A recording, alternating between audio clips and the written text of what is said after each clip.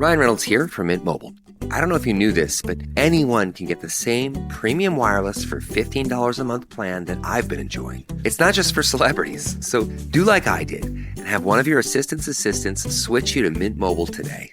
I'm told it's super easy to do at mintmobile.com/switch. Upfront payment of $45 for 3-month plan, equivalent to $15 per month required. Intro rate first 3 months only, then full price plan options available. Taxes and fees extra. See full terms at mintmobile.com. More rewards, more savings. With American Express Business Gold, earn up to $395 back in annual statement credits on eligible purchases at select shipping, food delivery, and retail subscription merchants. Enjoy the benefits of membership with the Amex Business Gold Card. Terms apply. Learn more at americanexpress.com/business-gold. Amex Business Gold Card. Built for business by American Express.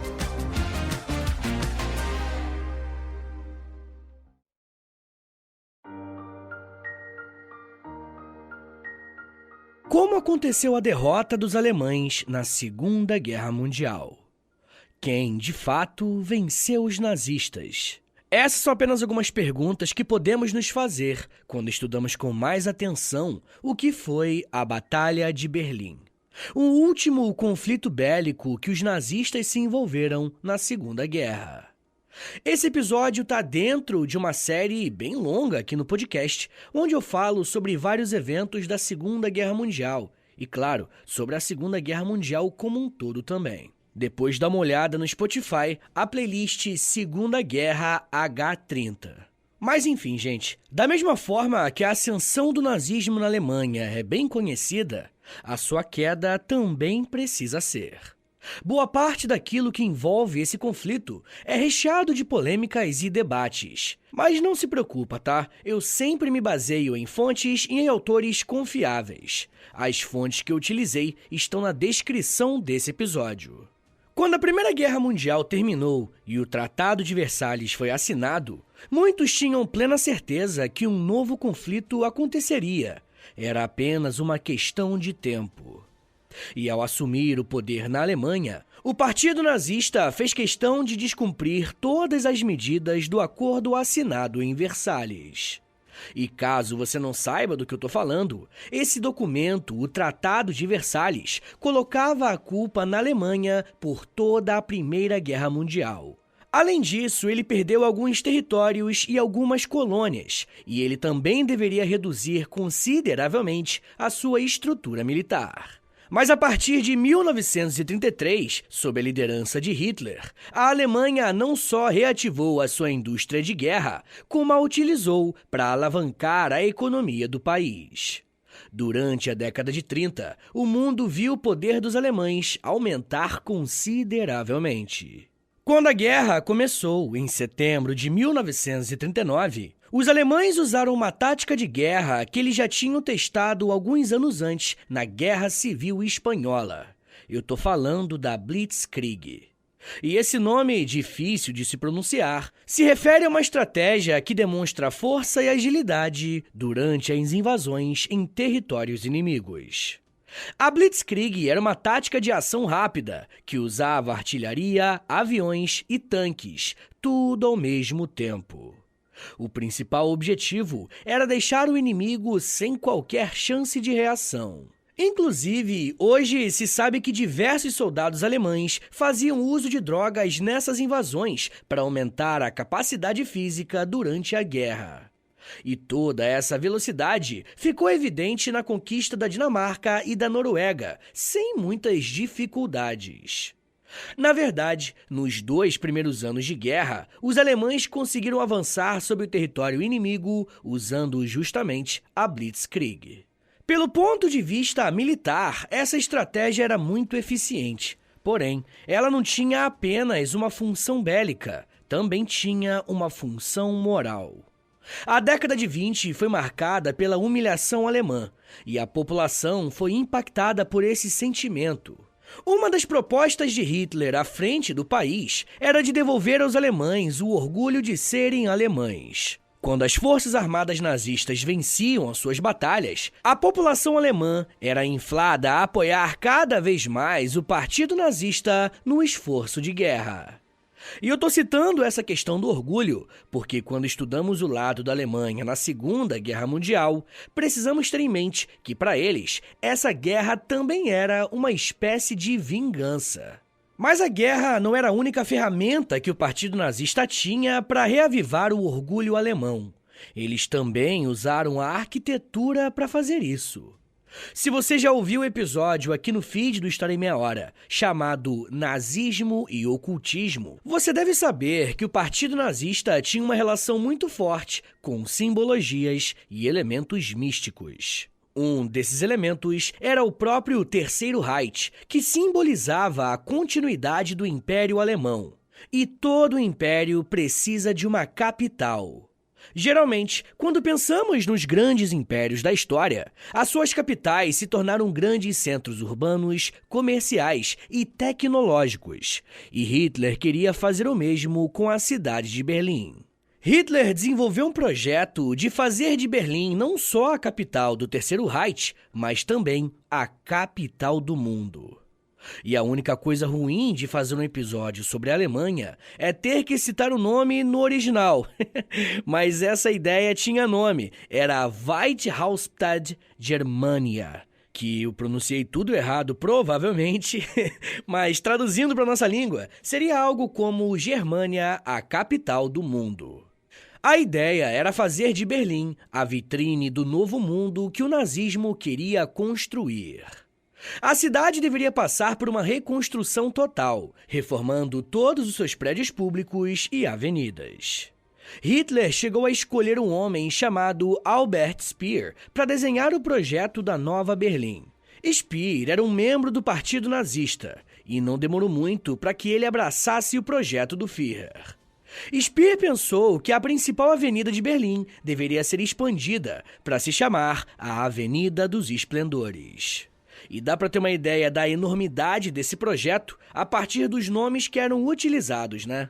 Mas além da avenida, edifícios como o Volkshalle, que significa Salão do Povo, deveria ser comparada a construções faraônicas. E essa grande avenida deveria ligar os terminais ferroviários de norte a sul, percorreria grandiosos palácios nazistas, enormes hotéis, grandes lojas de departamento, grandiosos cinemas e edifícios colossais de ministérios governamentais. No final da Avenida dos Esplendores, também estava projetado um palácio com uma cúpula inspirada na Basílica de São Pedro, no Vaticano, só que tendo mais de 300 metros de altura. Um outro ponto-chave do projeto nazista era um Arco do Triunfo que era muito maior do que o Arco do Triunfo de Napoleão em Paris. E pode parecer um projeto ousado ou até mesmo alucinado, mas Hitler queria fazer de Berlim a maior cidade do mundo. Olha só o que o arquiteto Jonathan Glancy falou sobre essa empreitada nazista, abre aspas. Estes planos dizem muito sobre o espírito da arquitetura nazi, projetada na sua maioria numa escala gigantesca e num estilo neoclássico opressivo e despojado, livremente baseado no estilo do grande arquiteto prussiano Schinkel. O seu objetivo não era simplesmente impressionar, mas sim subjugar o espírito humano individual. Fecha aspas. Por mais que Hitler quisesse fazer de Berlim essa grande potência, ele tinha dois obstáculos. O primeiro era a própria engenharia, porque o solo da cidade não foi capaz de aguentar o peso dos testes que foram feitos antes de iniciarem as respostas. E o outro obstáculo era a própria guerra. Por mais que os planos para Berlim fossem de grandiosidade, não demoraria muito tempo para que a capital da Alemanha fosse tomada por poeira, destroços e sangue. E boa parte desse sangue alemão, representando não a glória da cidade, mas sim a sua queda. Como eu disse no começo do episódio, os 2 primeiros anos da guerra foram marcados por uma vitória categórica dos alemães. O jogo começou a virar quando 2 grandes potências foram levadas para a guerra, os Estados Unidos e a União Soviética. Em junho de 1941, a Alemanha quebra um acordo de não agressão que fez com os soviéticos e invade o seu território, colocando o Exército Vermelho no conflito. No final do mesmo ano, o Japão ataca a base naval de Pearl Harbor, fazendo com que os Estados Unidos entrassem de vez na Segunda Guerra Mundial. Por mais que até esse momento a posição da Alemanha ainda seja de vantagem, quanto mais a guerra se prolongava, maior era a complexidade de gestão dos recursos necessários para manter a guerra nesse porte. A partir dessa busca por recursos, os alemães iniciam a Operação Barbarossa, com o objetivo de conquistar os territórios da União Soviética e chegar a reservas de petróleo e de minérios. E eu não vou me alongar muito nesse assunto aqui, porque no feed do História em Meia Hora tem um episódio sobre essa operação. E tem também um episódio sobre a Batalha de Stalingrado, que tem tudo a ver com esse contexto. Depois que você terminar esse episódio aqui, você ouve lá, beleza? Bem, mas por mais que eu não vá falar muito sobre esse conflito, é impossível eu não citar o que aconteceu em Stalingrado.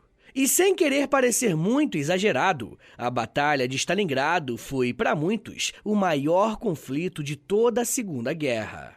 Foi o momento em que mais soldados estiveram em uma mesma batalha se somarmos os dois lados. Foi também o confronto que mais deixou o número de mortos, e eu tô citando ela aqui porque foi a principal derrota da Alemanha na guerra. E quando eu me refiro à principal derrota, eu não tô querendo dizer que eles perderam a guerra ali não, tá? É que a Batalha de Stalingrado tinha um peso simbólico muito grande. E já deu pra perceber como que essa questão do simbolismo é importante para a Alemanha, né? Bom, mas a Batalha de Stalingrado tem ainda um fator mais relevante. Ela apresentou um recuo dos alemães. Se no início da guerra, em 1939, eles colocaram em prática a Blitzkrieg e conseguiram destruir as defesas dos inimigos, a derrota em Stalingrado em fevereiro de 1943 foi o primeiro grande baque até então. Mesmo com a derrota de Stalingrado, os alemães ainda estavam em solo soviético.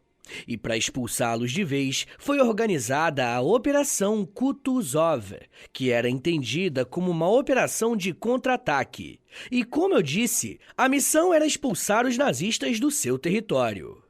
Dentro dessa operação, uma batalha importante foi a Batalha de Kursk.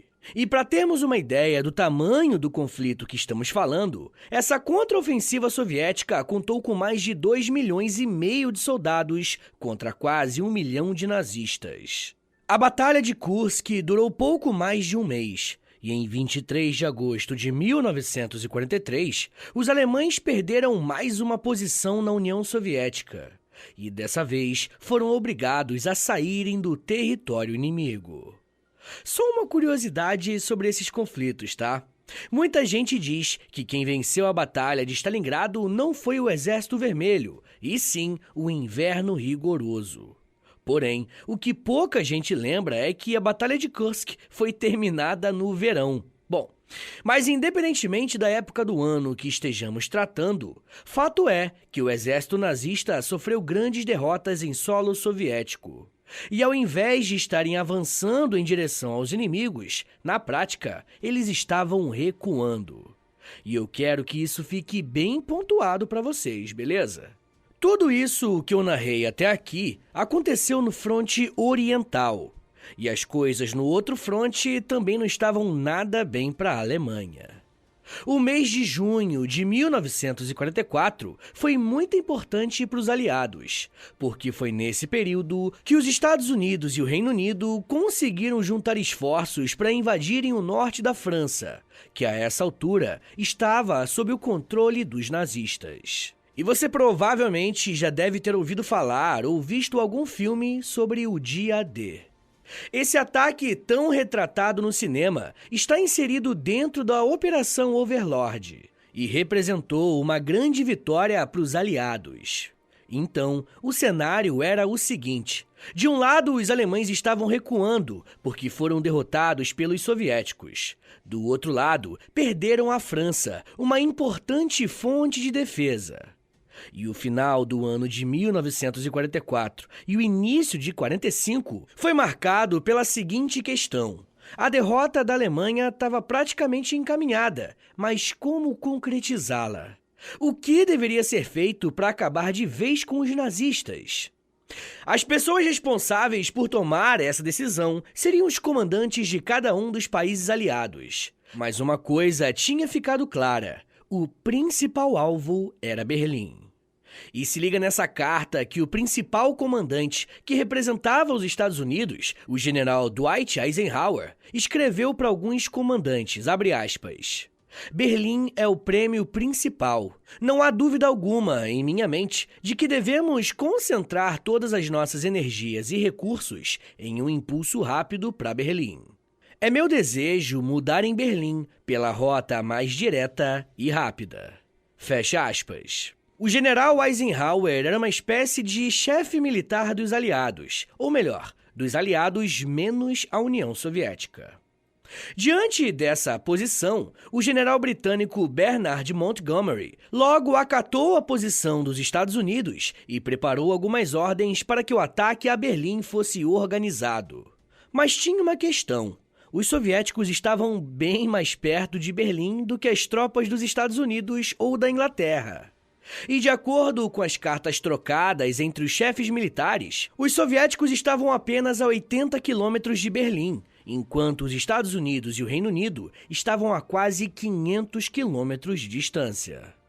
Quando essa informação chegou ao conhecimento do general Eisenhower, ele mudou de posição e recuou na ideia de avançar sobre Berlim.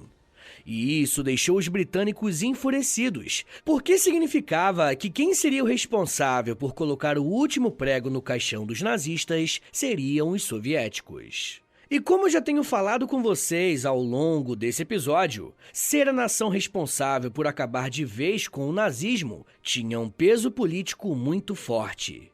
E quem ficou responsável por fazer isso foi o Exército Vermelho, ou seja, a União Soviética. Pessoal, eu já quero falar mais sobre como que aconteceu o ataque a Berlim e como que aconteceu a derrota nazista em seguida. Mas segura um minutinho aí, tá, gente, que daqui a pouco a gente volta. E eu falo um pouco mais sobre Hitler, destruição, simbolismo, memória e bandeira. Segura aí, que é um minutinho só.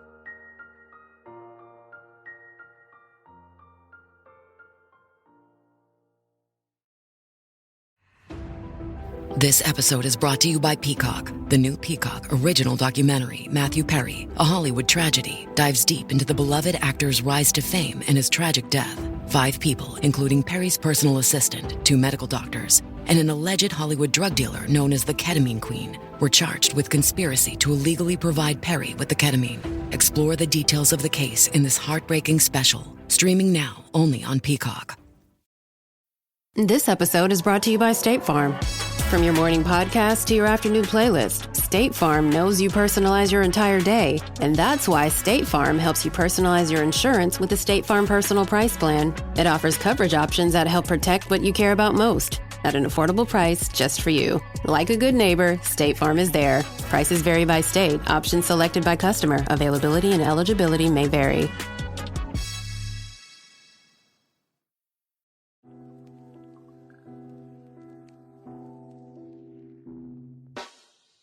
O História em Meia Hora é parceiro da loja.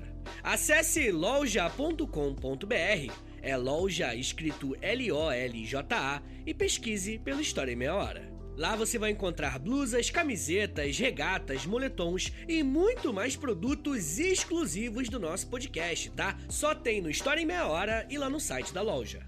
Tem uma blusa que é uma mistura do Lampião com a Akira, tem uma que é da cadela Laika, tem uma que é o Street Fighter, só que com figuras históricas do Brasil. Gente, tem muita coisa irada por lá. Lembrando, é claro, que quando você compra um produto na loja, além de você ficar todo bonitão ou bonitona, você ajuda o História em Meia Hora a continuar de pé. Então, obrigado. Acesse agora loja.com.br e pesquise por História em Meia Hora. loja.com.br e digita na busca História em Meia Hora. Valeu, gente!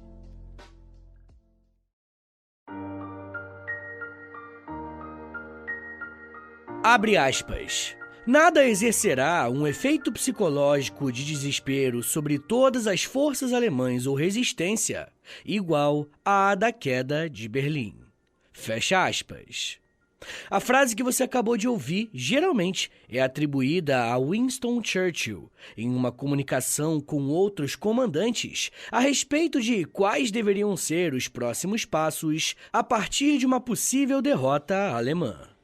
O problema é que um movimento que começou a ser motivado pela liderança de Dwight Eisenhower a respeito da tomada de Berlim acabou se enfraquecendo. Para entendermos essa mudança de postura, precisamos olhar para 1945. E o ano de 45 começou agitado. A União Soviética queria a todo custo tomar Berlim, ainda mais após os Estados Unidos desistirem, entre aspas, de empreenderem esforços para dominarem a capital alemã antes dos soviéticos. Em janeiro do mesmo ano, a Operação Vistula Order começou, e ela tinha como objetivo avançar sobre o território polonês, que estava sob ocupação alemã. Vale lembrar que a Polônia foi o país que, ao ser invadido, serviu como estopim para o início da Segunda Guerra. Além disso, eles tinham uma parte que também estava ocupada pela União Soviética. A operação foi um sucesso e a cidade de Varsóvia foi libertada em apenas 5 dias. A saída para Hitler foi tentar defender outras posições como na Hungria, mas também sem sucesso. Em fevereiro, os países aliados se reuniram em Yalta para decidirem, de forma oficial, qual seria o destino da Alemanha. Além de afirmarem que a União Soviética faria o ataque final aos alemães, mas com alguma colaboração dos Estados Unidos e do Reino Unido, foi definido que, após a derrota nazista, a Alemanha seria ocupada em 4 zonas de influência.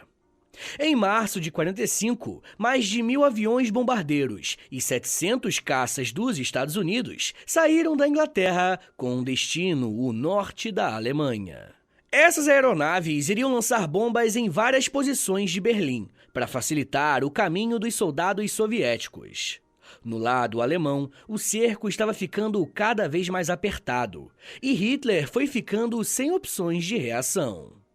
O que estava ao seu alcance era trocar alguns nomes de posição, como, por exemplo, colocar o general Gotthard Heinrich no lugar de Heinrich Himmler. Heinrich teve um acerto estratégico ao deslocar tropas alemãs para uma região chamada de Colinas de Seelow, local onde uma série de defesas foram construídas para tentar frear o avanço dos soldados soviéticos. Por mais que esse ponto de defesa tenha surtido efeito, os alemães estavam perdendo outras posições, como Viena, na Áustria, no final de março de 45. Com mais essa derrota, os soviéticos estavam a um passo de invadir Berlim pelo sul. A Batalha de Berlim estava prestes a começar.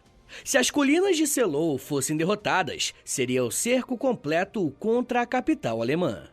Em abril, o Exército Vermelho, sob a liderança de Georg Zhukov, concentrou os esforços em destruir as defesas alemãs nas colinas. E o que jogava a favor dos nazistas era o próprio relevo da posição, que dava a eles uma ampla defesa.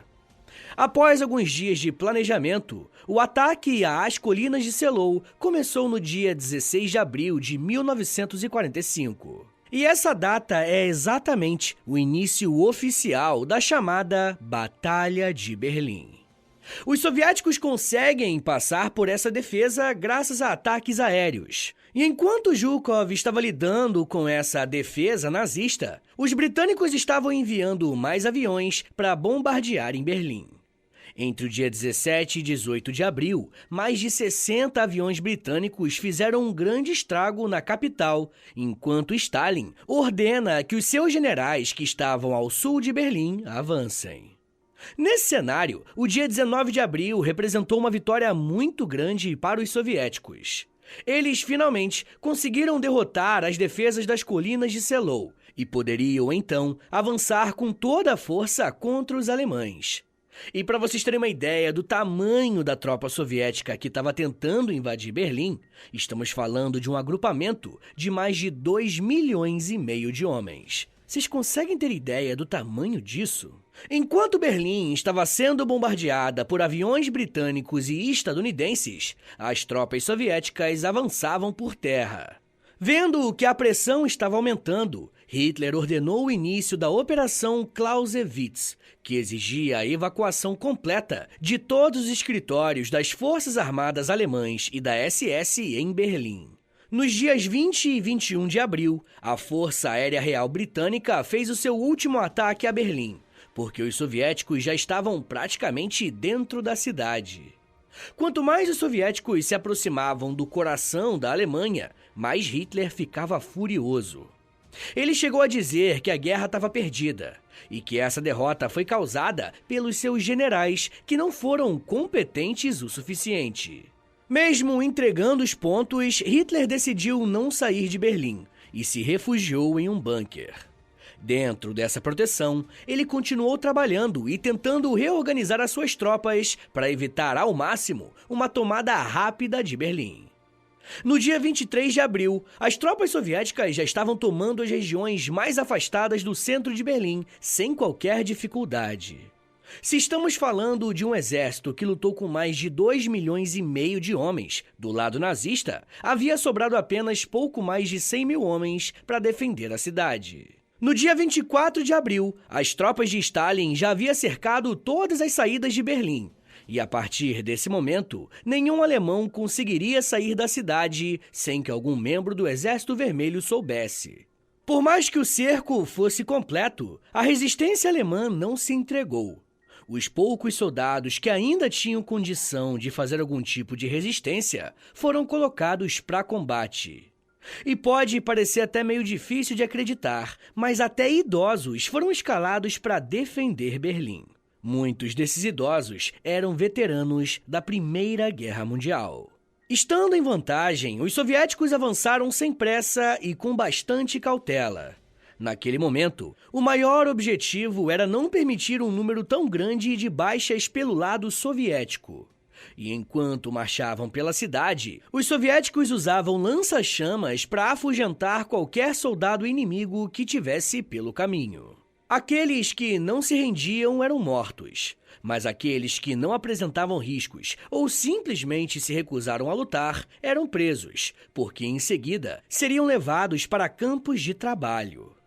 Um pequeno sinal de resistência alemã surgiu quando membros da juventude hitlerista conseguiram destruir 14 tanques soviéticos. E por mais que isso pareça um grande feito, na verdade não fez nem cócegas, e os avanços continuaram.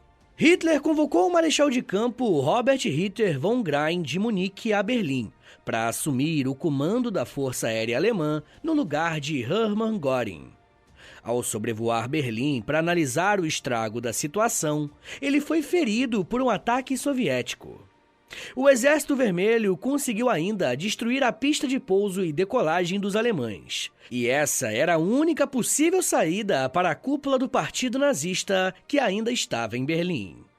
No dia 27 de abril, 2.000 mulheres alemãs foram convocadas para ajudar a limpar os destroços do aeroporto. Nessa reta final, praticamente todos os setores da sociedade alemã foram convocados a entrar na guerra, seja de uma forma ou de outra. No dia 28 de abril, os alemães já estavam encurralados a uma faixa territorial que tinha menos de 5 quilômetros de largura e 15 quilômetros de comprimento.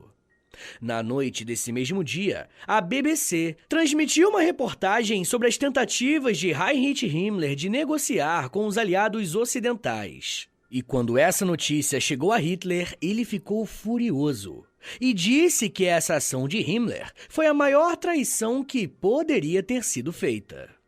Hitler chegou a ordenar a prisão do seu antigo parceiro.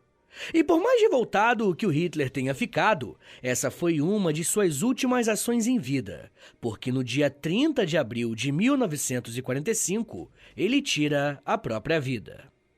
E essa questão, a forma que ele tirou a própria vida, é muito interessante. E eu vou falar mais dela para os apoiadores do podcast lá no Apoia-se, beleza? Se você quiser ouvir esse e os outros mais de 100 episódios exclusivos que já tem por lá, basta assinar apoia.se/História em Meia Hora, assinar qualquer um dos planos e baixar o app do Apoia-se para ouvir. Além de receber um monte de conteúdo exclusivo, você também ajuda o meu trabalho a continuar de pé. Bem, voltando a falar do avanço soviético sobre Berlim, o dia 29 de abril foi marcado pelo controle e destruição de grandes prédios públicos, como a sede da Gestapo, a polícia secreta nazista. A busca pelo controle desses prédios públicos continuou, mas eles tinham um alvo claro, o Reichstag. O parlamento alemão, o Reichstag, era um dos símbolos de ascensão do nazismo, e Stalin queria de tudo quanto é jeito ocupar esse prédio. Eles conseguiram fazer isso por volta das 18 horas do dia 30 de abril. E às 22h50, uma das ações mais icônicas foi feita. Eu tô falando do hasteamento de uma bandeira soviética da foice e do martelo no topo do Reichstag. Tem uma foto muito marcante, talvez a foto mais marcante da Segunda Guerra. Vale a pena dar uma pesquisada. Mas o que importa, gente, é que o trabalho estava feito. Se Berlim era entendida como a capital do mundo, a partir daquele momento ela estava sob o controle soviético. E o controle total do Reichstag foi alcançado pelas tropas soviéticas somente no dia 2 de maio. E nesse mesmo dia, os soviéticos invadiram a chancelaria do Reich, um outro símbolo importante do poder nazista.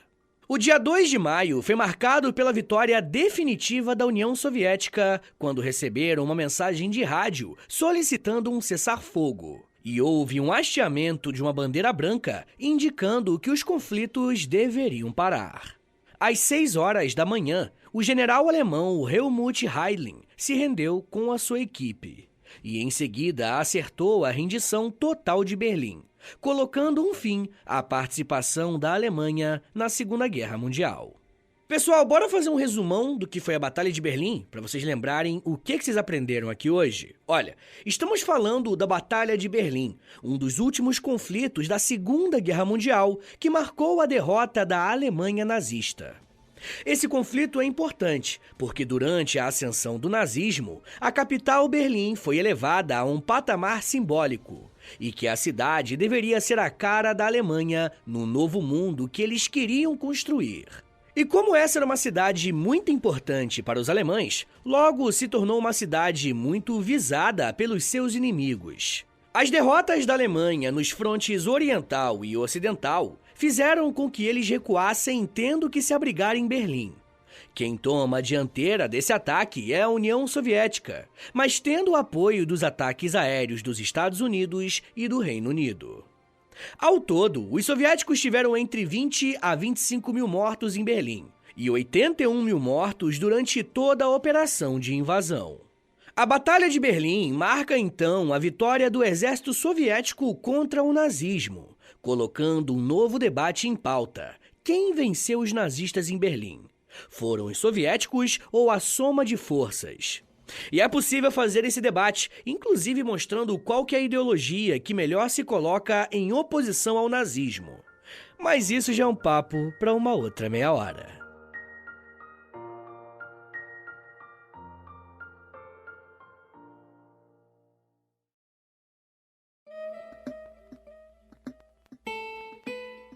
Senhores, muito obrigado por terem vindo até aqui. Meu nome é Vitor Soares, eu sou professor de História. E você acabou de ouvir o História em Meia Hora. E, rapaziada, dá uma moralzinha aí, compartilha esse episódio, por favor. Posta nos stories do Instagram, e aí me marca no @História em Meia Hora. Ou você pode também postar no Twitter, e aí você me marca no @H30podcast, que aí eu já te mando uma mensagem agradecendo, tá bom? Se você gosta do História em Meia Hora, se você quer ver esse podcast por muito tempo de pé ainda, toda quarta e todo sábado, lançando episódio novo, bonitinho, dá uma chance pro nosso Apoia-se, rapaziada. Por favor, entre em apoia.se/História em Meia Hora, porque lá tem quase 100 episódios exclusivos pra quem apoia. E claro, né, quando você apoia hoje, você tem acesso a todos eles. E todos os que vão sair enquanto você for apoiador, tá bom? Também tem Clube do Livro, tem conteúdo diário no Instagram, depende do nível lá, né, do plano que você assinar lá no Apoia-se, beleza? Mas claro, né, eu só quero que você assine caso você queira e possa ajudar, tá bom?